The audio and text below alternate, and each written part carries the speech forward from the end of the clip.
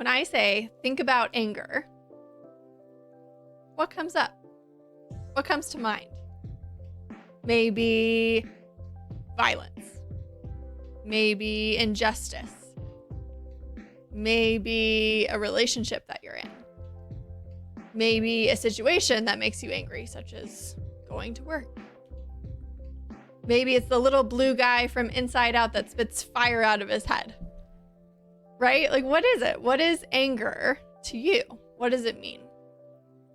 Well, here we are going to debunk 3 myths about anger because I think that it is a complicated emotion that is often very misunderstood.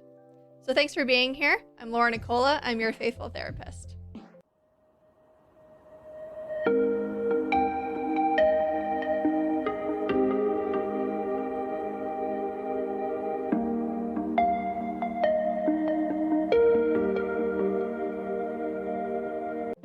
So let's start with myth number 1.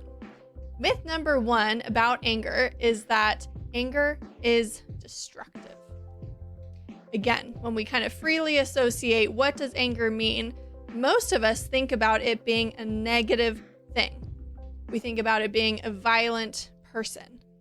We think about the level of aggression leading to sin. But anger, as an emotion, is morally neutral, according to the Catechism of the Catholic Church. That means the emotion itself, they're called passions in the Catechism, but emotion itself is neither good nor bad. It's just given to us by God.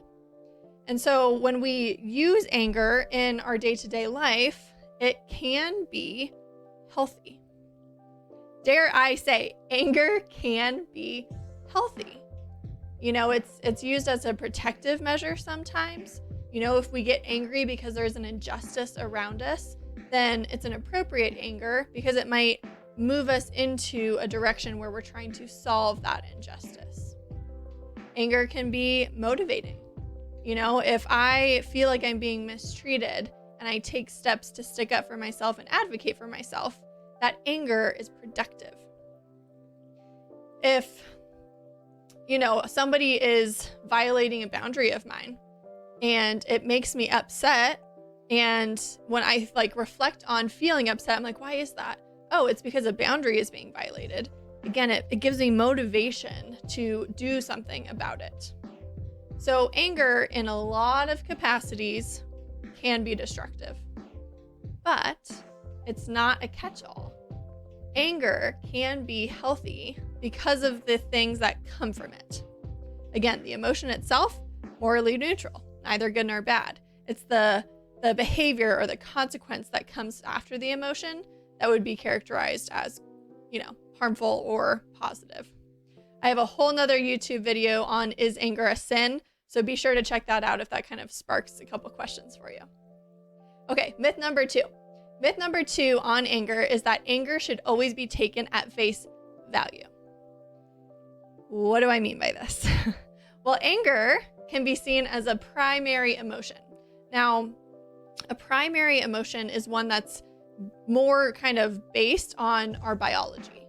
So we are born with the capability of being angry. And anger is rooted in the survival part of our brain, which is in the amygdala, which is in our hindbrain.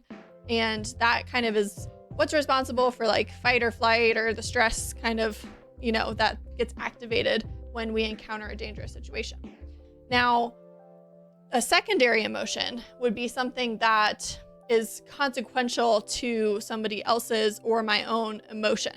So anger could be a primary emotion if, again, something like biological is being affected. So again, my example earlier was if a boundary is being violated, that biologically is going to send me into protective mode to try to fight against that or flee from it or try to figure it out in some capacity. A secondary emotion example of anger would be, if I am, experiencing some kind of injustice at work, but it's not affecting me, it's affecting my coworker. And then my coworker comes, there's a little bug in here. My coworker comes and complains to me and vents about it, that might make me angry for them, but it's secondary. It's not primarily because I'm experiencing it in my biology.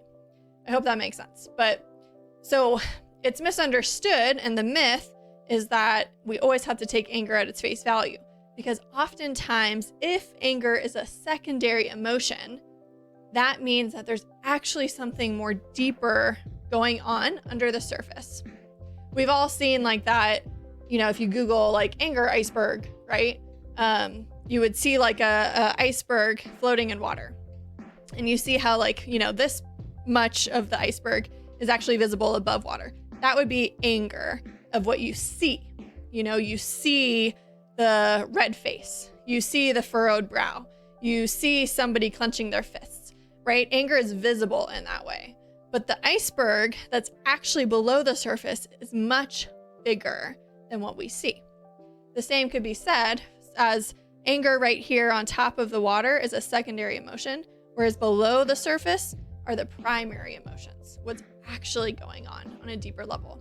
That would be something like feeling hurt, feeling lonely, feeling depressed, feeling anxious, feeling, misunderstood, things like that, where it's like, oh, that's actually what's going on here. It looks like anger.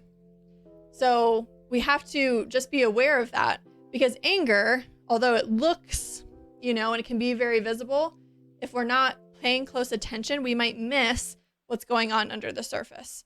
And it's those pieces that are under the surface that usually point to different diagnoses of mental illness, such as, we might see anger, but we might be missing the trauma, or we might see anger, but we might be missing the depression, or we might see anger, but we're missing grief.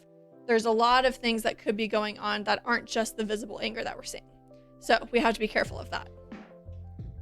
Myth number 3 is that anger gets us what we want. I hear this all the time from my clients. I hear it from parents. I hear it from spouses. I hear it from employees. Basically anybody that's in some sort of relationship with somebody else, in a dyad in that way. And I hear again and again, well, if I don't get angry, I don't get what I want. If I don't show this person that I'm mad, they won't take me seriously. If I don't raise my voice, my kids won't listen. They won't hear a single thing I'm saying.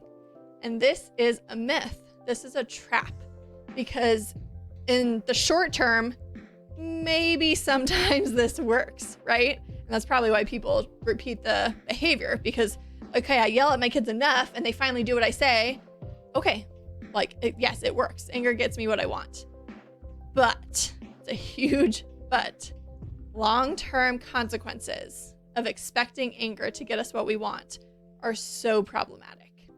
Because what happens is we form a relationship based on the emotion.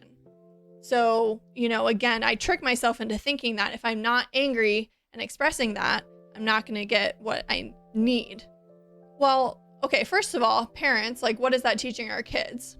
Second of all, how is that making us feel, right? If I'm showing anger like the, iceberg above the water, what's actually going on?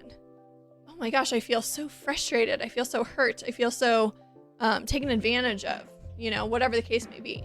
And so long term, we get stuck in cyclical anger patterns that impact the relationship that we're in, but it also impacts us and how we feel. And over time, we can adopt kind of an angry persona because it's just kind of how we operate. But if we stop and we tend to say, okay, I have to do things differently. I have to identify that expressing my emotion, maybe below the surface emotions, is actually going to get me want better and maintain healthy relationships. Trust me, it is worth it. It's hard. And I have clients tell me that all the time. It's easier being angry. I don't like this, below the surface stuff. But trust me when I say it's protecting long-term relationships. So those are the 3 myths. This all came up. Anger is kind of a category because on Instagram, I was doing a whole slew of posts about it. So if you missed any of that, be sure to check it out. Also, like I said earlier with myth number 1, check out my video that I posted previously that says, is anger a sin? I think it answers a lot of good questions on that. Leave me comments with what you think. Let me know if, you struggle with one of these myths. Let me know if you think that it's true, kind of my, trying to debunk them. I would love to hear comments about it. But yeah, thank you for being here. Please subscribe, follow me on my different channels, and we'll see you next week. Okay, blessings. Bye.